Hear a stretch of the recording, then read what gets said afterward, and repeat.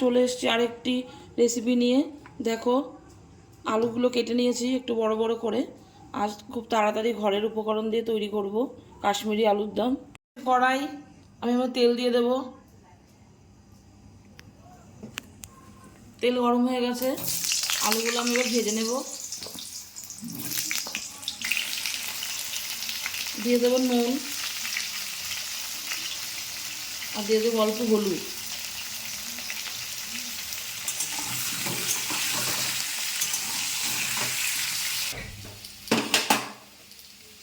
আলুগুলো সুন্দর লাল লাল ভাজা হয়ে গেছে, এবার আমি নামিয়ে নেব। এই আলু ভাজার তেলে আর একটু তেল দিয়ে দেবো জয়িত্রী আর দিয়ে দেবো গোটা গরম মশলা।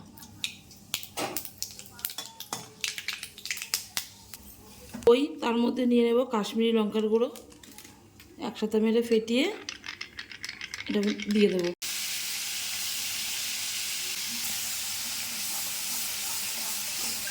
দই আর কাশ্মীরি লঙ্কার গুঁড়োটা মিশিয়ে দিয়ে দিয়েছি। এবার এর মধ্যে তো কাঁচা লঙ্কা আর আদা পেস্ট দিয়ে দেবো, হলুদ,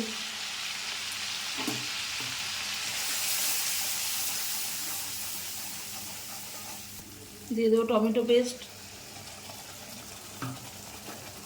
ভালো করে কষিয়ে নেব। দিয়ে দেবো এবার কাজু আর চারমগজ বাটা,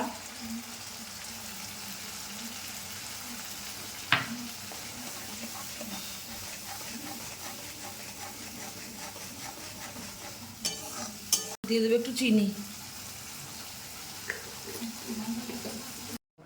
চিনির পরেই নুনটা দেওয়া হয়েছে, এখানে ভিডিওটা করা হয়নি। ভালো করে কষিয়ে নেব। কষানো হয়ে গেছে, তেল ছেড়ে দিয়েছে, এবার আমি আলুগুলো দিয়ে দেবো।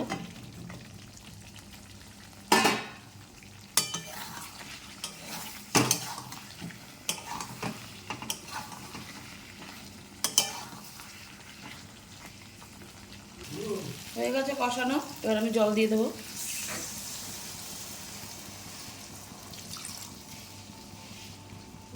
হয়ে গেছে, নামিয়ে নিচ্ছি।